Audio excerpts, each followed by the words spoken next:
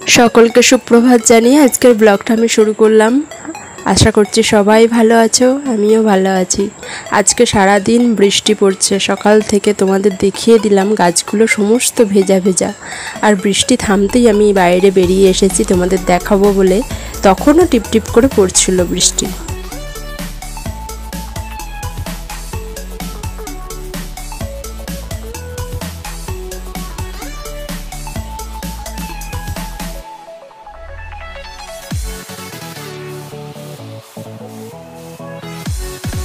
আজকেও তোমাদের কাঠবেড়ালের ডাক শোনাবো, তো চলো আমার সাথে পিয়ারা তলায়।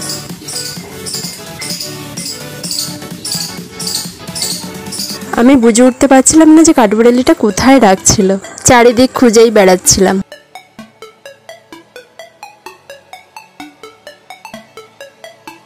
আচ্ছা, এইবারে দেখতে পেয়েছি ওই বাড়ির দেওয়ালে ও লেজ নেড়ে নেড়ে ডাকাটাকি করছে।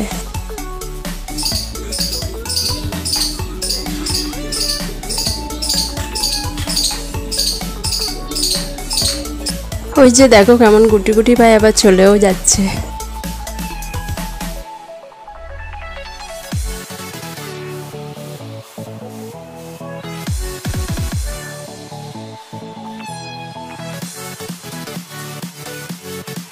আমাদের গাছের পেয়ারাগুলো দেখেছো? এখনো কিন্তু পাকেনি গাছের পেয়ারাটা। আজকে রান্নাটা আর দেখালাম না তোমাদের, সোজা নিয়ে এলাম বিকালবেলা একটু বাজারের দিকে, বাজার হাটগুলো একটু দেখাবো বলে। যে খয়েরি কালারের ব্লাউজটা আমি দেখছিলাম, ওই ব্লাউজের দাম উনি 60 টাকা বলছিলেন, ভালোই ছিল।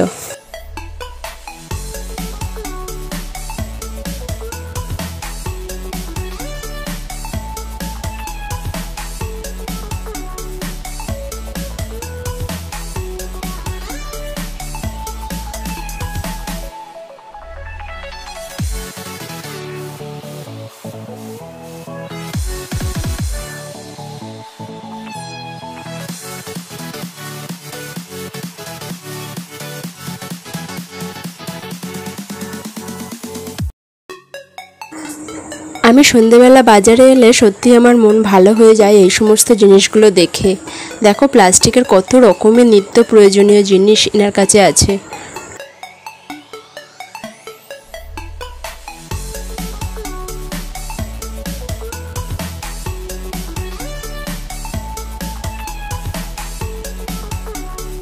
কুর্তিগুলো কিন্তু 150 টাকা করে বলছিল, বেশ ভালোই ছিল। আমি কিন্তু নিইনি, ওই যে আমি আগেই বলেছিলাম আমি নেওয়ার থেকে দেখতে বেশি পছন্দ করি।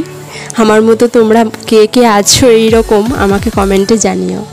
এবারে চলে এলাম প্লাস্টিকের এই ফুলের দোকানে, দেখো কি সুন্দর ফুলগুলো।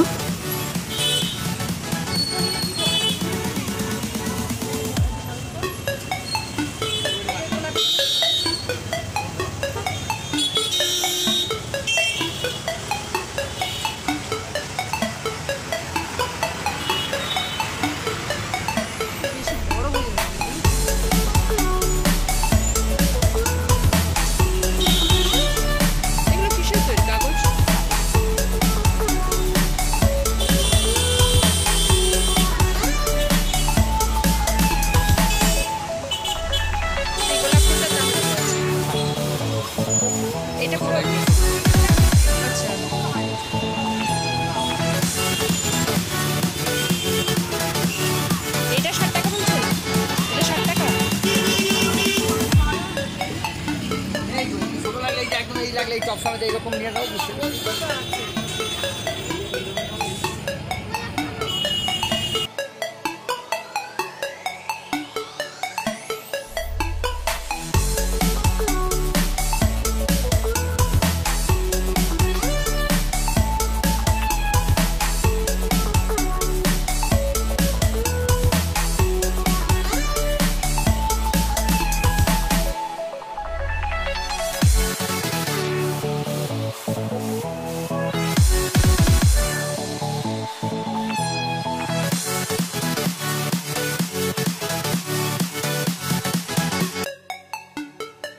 এই হ্যান্ডমেড হারগুলোর দাম কিন্তু 40 টাকা করে বলছিল, বেশ সুন্দর ছিল।